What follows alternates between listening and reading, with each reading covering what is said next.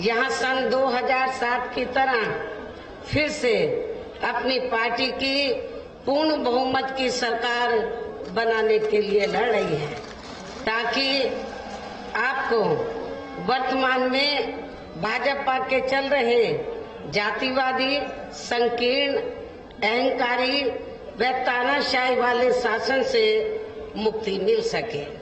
इसके साथ ही हमारी पार्टी ने पूर्व की तरह इस चुनाव में भी बीएसपी से जुड़ने की तादाद को ध्यान में रखकर फिर उसी अनुपात में ही यहाँ सर्व समाज के लोगों को टिकट भी दिए हैं।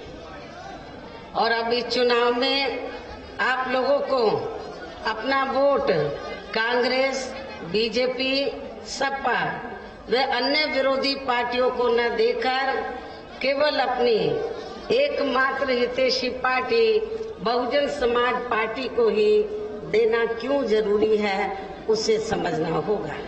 हालांकि इस संदर्भ में आप लोगों को ये मालूम है कि आजादी के बाद शुरू में काफी लंबे समय तक केंद्र व उत्तर प्रदेश सहित देश के अधिकांश राज्यों में भी कांग्रेस पार्टी की ही अकेले यहाँ सरकारें रही हैं, किंतु इनकी गलत नीतियों एवं गलत कार्य प्रणाली की वजह से ही अब ये पार्टी केंद्र के साथ साथ बहुत पहले ही यहाँ उत्तर प्रदेश की सत्ता से भी बाहर हो चुकी है।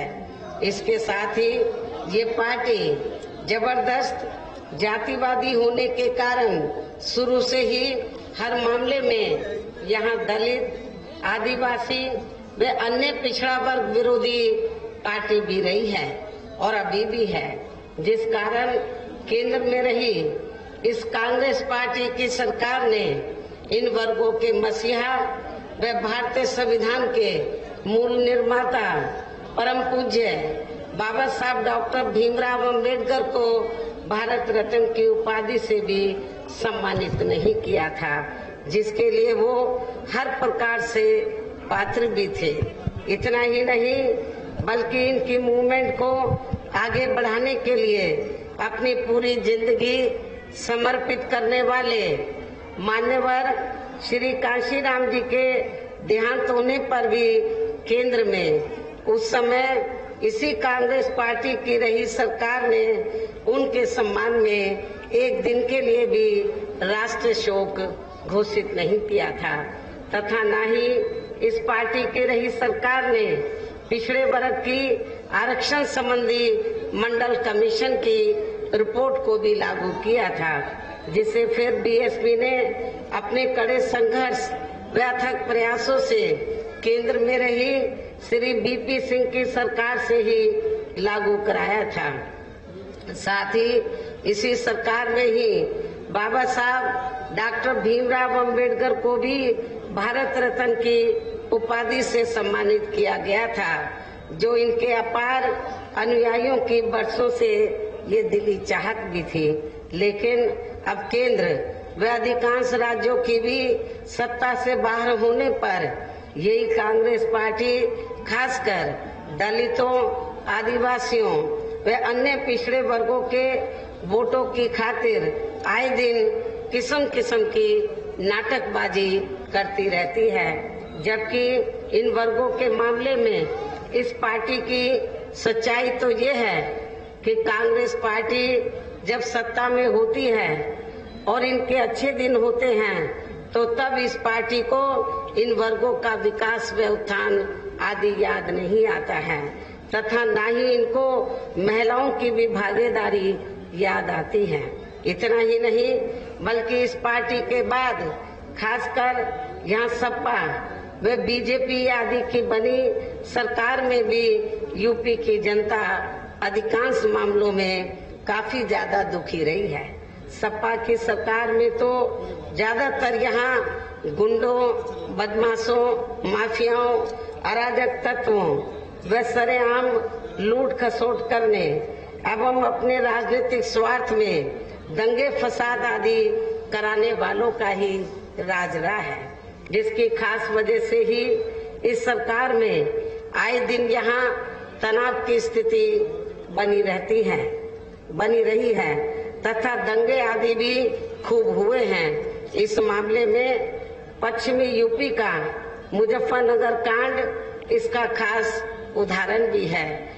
आपके नजदीकी मुजफ्फरनगर जिला लगा है।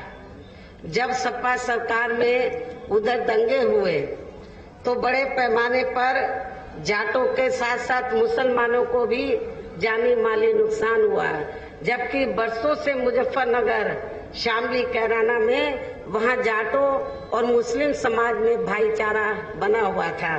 लेकिन सपा की सरकार में इस भाईचारे को मुजफ्फरनगर कांड की आड़ में खत्म किया गया। ये भी आप लोगों को मालूम है। और इतना ही नहीं, प्रदेश में विकास के कार्य भी ज्यादातर यहाँ एक विशेष क्षेत्र व एक समुदाय के लोगों तक ही सीमित होकर रह गए हैं। सपा की सरकार में प्रदेश में विकास के कार्य भी ज्यादातर यहाँ एक विशेष क्षेत्र व एक समुदाय के लोगों तक ही सीमित होकर रह गए हैं। खासकर दलितों व अति पिछड़े वर्गों के मामले में तो हर स्तर पर अधिकांश समय इनका सोतेला रवैया ही देखने के लिए मिला है। इसके साथ ही सपा सरकार में इनके संतों, गुरुओं व महापुरुषों आदि को भी सम्मान नहीं दिया गया है, अर्थात इनका हमेशा अनादर ही किया गया है, जिसकी जानकारी आप सभी लोगों को भी है। उन्हें यहाँ मैं दोहराना नहीं चाहती हूँ। मुसलमानों के साथ भी तो सपा सरकार में तो जितना इनको आगे बढ़ने का मौका देना चाहिए था मुस्लिम समाज के लोगों को, वो नहीं दिया गया। और इनकी तरक्की तो बहुत दूर की बात रही। तो ये पूरे यूपी के मुस्लिम समाज के लोगों को ये मालूम है कि समाजवादी पार्टी के सत्ता से बाहर जाने के बाद और बीजेपी के सत्ता में आने के बाद यहाँ पूरे यूपी में सबसे ज्यादा समाजवादी पार्टी को मुसलमानों ने साथ दिया। सबसे ज्यादा समाजवादी पार्टी को मुस्लिम समाज ने साथ दिया। ये भी किसी से छिपा नहीं है। लेकिन हुआ क्या कि पूरे मुस्लिम समाज ने पूरे यूपी में समाजवादी पार्टी का साथ दिया, उनका हौसला बढ़ाया। लेकिन उसके बदले में मैं मुस्लिम भाइयों से पूछना चाहती हूँ, आपको क्या मिला? जब उत्तर प्रदेश में विधानसभा के आम चुनाव घोषित हुए तो मैं मुसलमानों से पूछना चाहती हूँ, पूरे यूपी में कितने टिकट समाजवादी पार्टी ने दिए हैं? आप पूरे यूपी की बात तो छोड़ो, आप सहारनपुर में ही देखो तो जो लोग पूरे 5 साल समाजवादी पार्टी की सेवा करते रहे और उनके सुख दुख की घड़ी में खड़े रहे, लेकिन सपा ने जब उनको आगे मौका देने का बात आई, इलेक्शन अनाउंस हुए, जब टिकट देने की बात आई तो टिकट मुसलमानों को ज्यादा नहीं दिए गए, बहुत कम दिए गए। उनको ये लगा सपा के मुखिया को कि मुसलमान तो मेरी अपनी जेब में है, इनको टिकट दे या न दे तो कोई फर्क पड़ने वाला नहीं है, ये सपा को लगा। लेकिन मैं अपने मुस्लिम भाइयों को ये बताना चाहती हूँ, खास तौर से सहारनपुर मंडल के मुस्लिम भाइयों को, कि आप लोगों को आपके समाजवादी पार्टी के मुखिया को, सपा को ये बता देना है कि मुस्लिम समाज तो उनकी जेब में नहीं है, वो अपने अधिकारों के लिए सजग है। और ये मुस्लिम समाज उसी पार्टी के साथ जाएगा जो पार्टी मुसलमानों के जान माल मजहब की हिफाजत करने के साथ साथ उनको जिंदगी के हर पहलू में आगे बढ़ने का मौका देती है, उनको राजनीति में भी आगे बढ़ने का मौका देती है। और ये मौका मुस्लिम भाइयों को, अन्य वर्गों के साथ साथ मुस्लिम भाइयों को तो बहुजन समाज पार्टी ने सत्ता के अंदर भी दिया है अपनी सरकार में। और जब जो भी चुनाव हुए हैं, चाहे छोटा चुनाव हुआ हो या बड़ा चुनाव, तो मुस्लिम समाज को हमने उचित भागीदारी दी है, ये भी आप लोगों को मालूम है। और इतना ही नहीं, मुझे तो ये बताया गया कि सहारनपुर में एक अपने आप को मुस्लिम समाज का बड़ा नेता मानता है, कांग्रेस छोड़कर बेचारा सपा में गया कि उसे टिकट मिल जाएगा, लेकिन उसको खाली हाथ आना पड़ा। ये तो अभी अभी गया था, लेकिन जो 5 साल से लग रहे थे सपा में, जब उनको टिकट नहीं मिला तो इसको कहां से मिलेगा? ये तो नया नया मेहमान था समाजवादी पार्टी में। तो ये सपा समाजवादी पार्टी की जो सोच है माइनॉरिटीज के मामले में, दलितों और पिछड़ों के साथ साथ, मैं समझती हूँ वो ठीक नहीं है। इसी प्रकार भाजपा सरकार की भी नीतियां व कार्यशैली अधिकांश यहाँ जातिवादी, पूंजीवादी एवं आरएसएस के संकीर्ण एजेंडे को ही लागू करने पर टिकी रही है, जिससे प्रभावित एवं शिकार हुए लोगों का इस सरकार में सही से विकास व उत्थान आदि नहीं हो सका है। साथ ही इनका हर स्तर पर काफी ज्यादा उत्पीड़न भी किया गया है। धर्म के नाम पर वर्तमान भाजपा सरकार में धर्म के नाम पर हमेशा यहाँ तनाव व नफरत आदि का वातावरण ही बना रहा है। प्रदेश में अपराध भी काफी ज्यादा बढ़े हैं, खासकर दलित, अकलियत व महिलाएं आदि भी इस सरकार में कतई भी सुरक्षित नहीं है। मुजफ्फरनगर के लोग भी अच्छी प्रकार से जानते हैं, सहारनपुर के लोग भी, शामली जिले के लोग भी, और मैं खास तौर से सहारनपुर जिले में जो दलित वर्ग के लोग हैं उनको ये बताना चाहती हूँ कि जैसे यूपी में भारतीय जनता पार्टी की सरकार बनी तो सबसे पहले यूपी में सहारनपुर जिले में दलितों का उत्पीड़न हुआ, बड़े पैमाने पर दलितों का उत्पीड़न हुआ। शब्बीरपुर कांड इस बात का जीता जागता उदाहरण है। शब्बीरपुर कांड भारतीय जनता पार्टी की सरकार में हुआ और आप लोगों को ये मालूम है, इस कांड की आड़ में जो वर्षों से यहाँ क्षत्रिय और दलितों में भाईचारा था उसको खत्म करने का पूरा प्रयास किया गया। शब्बीरपुर कांड में लोगों दलितों को जानी माली नुकसान पहुंचाया गया। बीजेपी जैसे ही पावर में आई उनके दिमाग खराब हो गए और सबसे ज्यादा पहले हमला इन्होंने दलितों के ऊपर किया। शब्बीरपुर कांड जो है बड़े पैमाने पर लोगों को जानी माली नुकसान हुआ। उस समय मैं मेंबर पार्लियामेंट थी, राज्यसभा की सदस्य थी और मैं यहाँ शब्बीरपुर गांव में आई थी। मैंने लोगों की काफी खराब हालत देखी थी, किस तरीके से लोगों को प्रताड़ित किया गया था। और जब मैंने इस मामले को राज्यसभा में उठाया पार्लियामेंट में तो सरकार के लोगों ने मुझे बोलने नहीं दिया, सरकार के मंत्री सब खड़े हो गए। तो उसके बाद मैंने फैसला लिया कि जब मैं अपने लोगों की आवाज पार्लियामेंट में नहीं उठा सकती, मुझे बोलने नहीं दिया जाता, तो अब मैं पार्लियामेंट के बाहर अपने लोगों को जगाऊंगी, लोगों को तैयार करूंगी।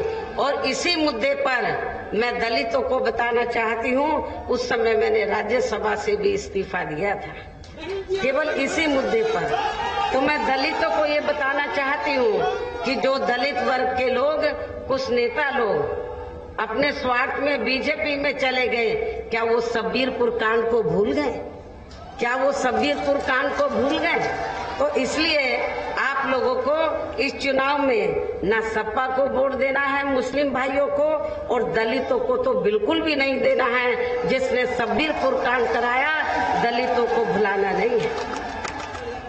मैं आपको बता रही थी कि धर्म के नाम पर हमेशा वर्तमान भाजपा सरकार में यहाँ तनाव व नफरत आदि का वातावरण ही बना रहा।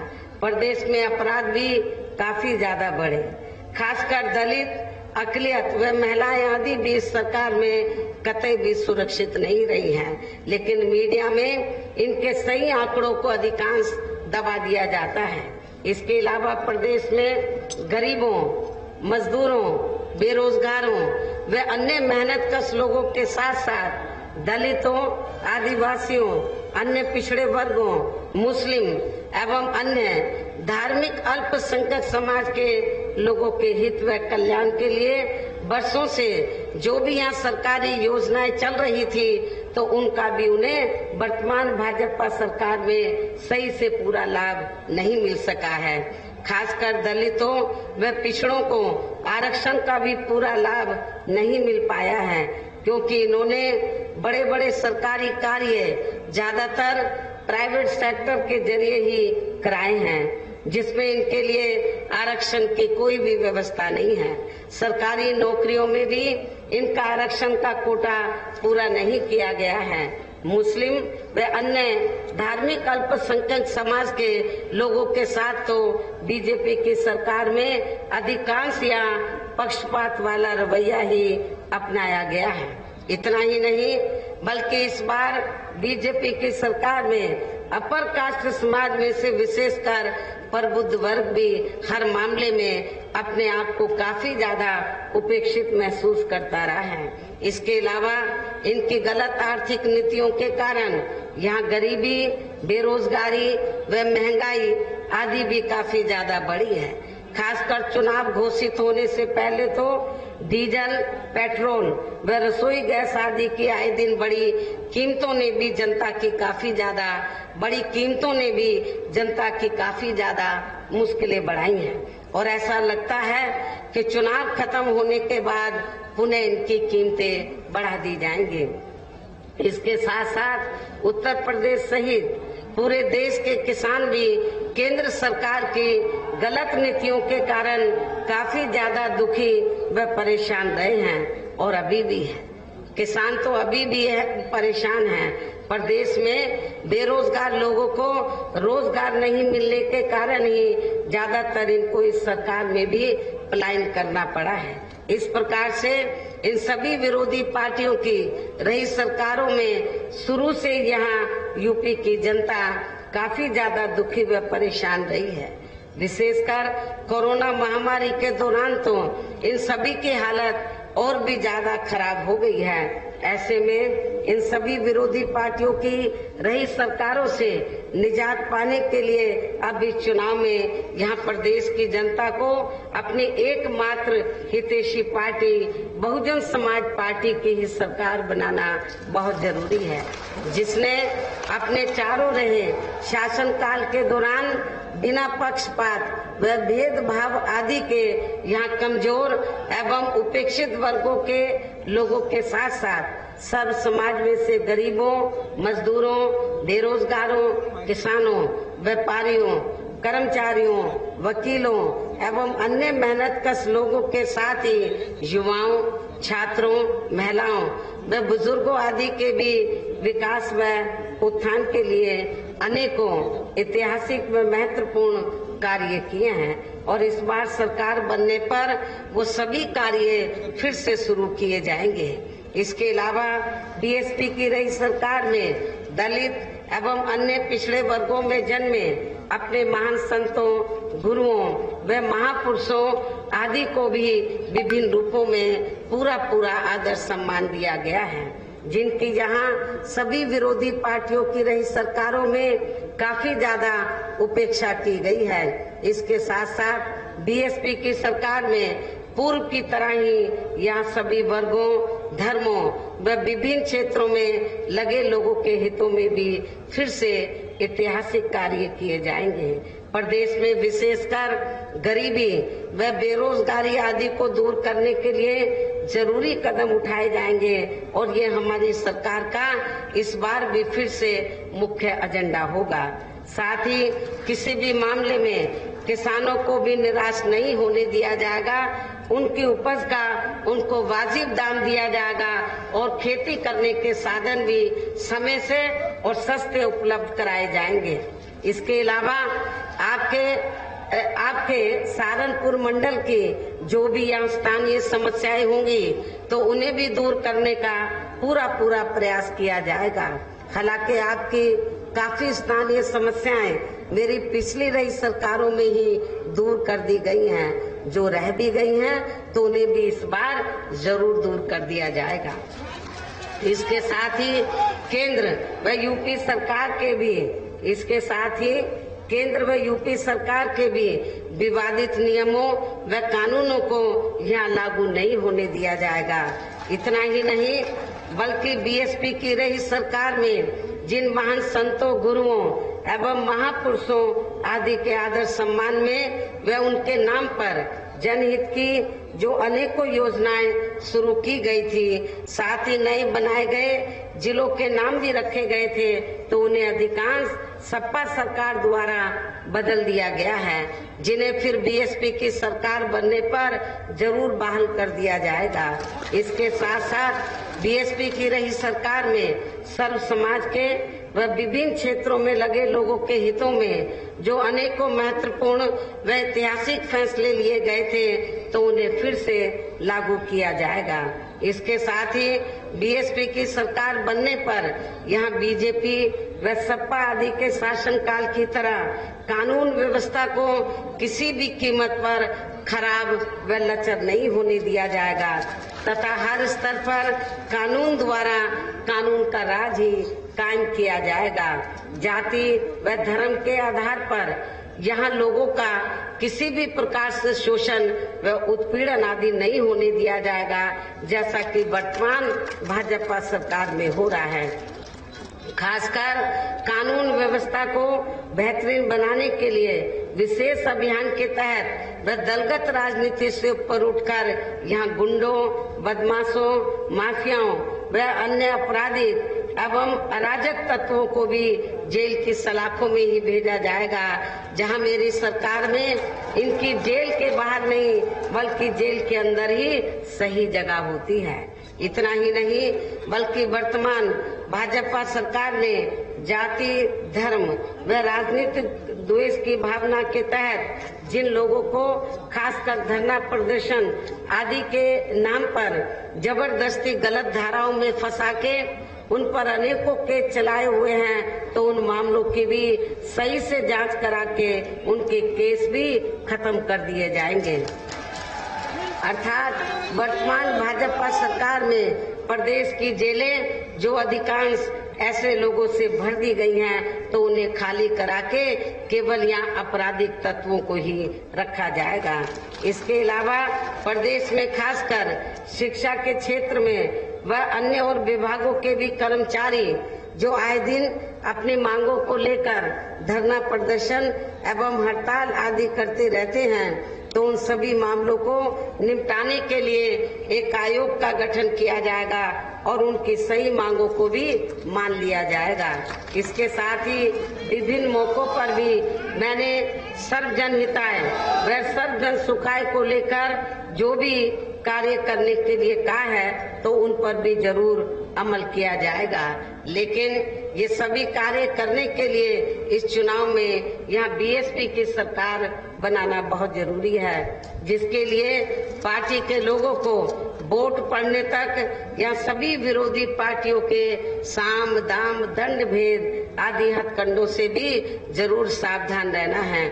और इस मामले में विरोधी पार्टियां चुनाव होने से कुछ समय पहले व चुनाव के दौरान भी अपने अपने पक्ष में हवा बनाने के लिए खासकर मीडिया व ओपिनियन पोल एवं सर्वे आदि का जो बड़े पैमाने पर गलत इस्तेमाल करती है, तो उससे भी आप लोगों को बिल्कुल गुमराह नहीं होना है। जैसे सन 2007 के हुए विधानसभा चुनाव में उस समय मीडिया में जो बीएसपी को लेकर ओपिनियन पोल व सर्वे आदि दिखाए गए थे और बीएसपी को नंबर 3 पर दिखाया गया था, लेकिन जब रिजल्ट आया बीएसपी नंबर 1 पर आई और बीएसपी की पूर्ण बहुमत की सरकार बनी।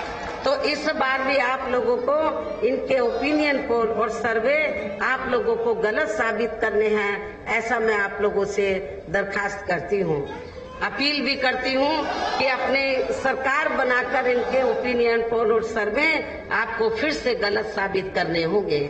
इसके अलावा वोट पड़ने से कुछ घंटे पहले पार्टी को नुकसान पहुंचाने के लिए विरोधियों द्वारा मेरे नाम से या पार्टी के अन्य किसी भी वरिष्ठ नेता या उम्मीदवार आदि के नाम से भी फर्जी पर्चे बांटे जा सकते हैं, जिससे आप लोगों को गुमराह नहीं होना है।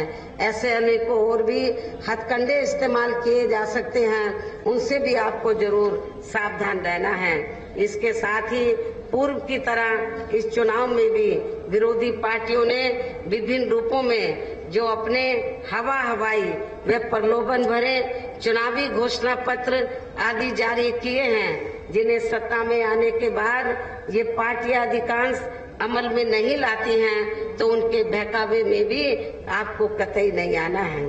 जबकि इस मामले में बीएसपी किसी भी चुनाव में विरोधी पार्टियों की तरह अपना कोई भी चुनावी घोषणा पत्र आदि जारी नहीं करती है, क्योंकि बीएसपी कहने में बहुत कम बल्कि कार्य करके दिखाने में ही ज्यादा विश्वास रखती है। और ऐसा हमने यहाँ यूपी में अपनी चारों रही सरकारों में करके भी दिखाया है। इतना ही नहीं बल्कि हमारी पार्टी की चारों रही सरकारों ने प्रदेश में बिगड़ी हुई कानून व्यवस्था को सुधारने के साथ साथ प्रदेश के विकास व आम जनहित के लिए जो असंख्य अति महत्वपूर्ण कार्य किए हैं, वो अभी तक यहाँ किसी भी विरोधी पार्टी की सरकार ने नहीं किए हैं, बल्कि ज्यादातर उन्हीं कार्यों के नाम व स्वरूप आदि बदलकर अब विरोधी पार्टियों की सरकारें उन्हीं को ही भुनाने में लगी हैं। लेकिन उन कार्यों के प्रति इनकी नीयत व सोच सही नहीं होने के कारण उसमें भी ये पार्टियां ज्यादा सफल नहीं हो पा रही हैं। और अब मेरा यही कहना है कि आप लोगों को इस चुनाव में अपने हित व कल्याण के लिए या फिर से यूपी में बीएसपी की सब जनहिताय व सर्वजन सुखाय की नीतियों पर आधारित सरकार बनाना बहुत जरूरी है। और इसके लिए पार्टी के लोगों को वोट पड़ने वाले दिन कोरोना नियमों का भी पालन करते हुए सबसे पहले सुबह उठते ही व समय से अपने अपने पोलिंग बूथों पर अपना वोट डालने के लिए जरूर जाना है।